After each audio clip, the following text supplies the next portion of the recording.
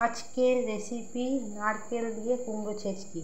এর জন্য আমার লাগছে কুচানো নারকেল, কুড়ানো নারকেল, কাঁচা লঙ্কা, নুন, হলুদ, মিষ্টি, কালো জিরে, আলু আর কুমড়ো।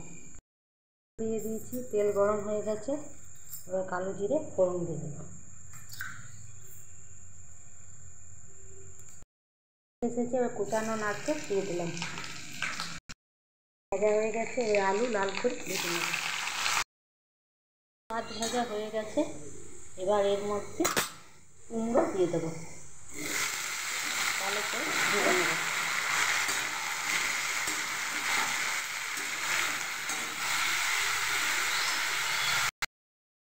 ভাজা হয়ে গেছে, এবার একে একে নুন, হলুদ, মিষ্টি, কাঁচা লঙ্কা, নারকেল কোড়া দিয়ে দিলাম, ভালো করে মিক্স করে নেব।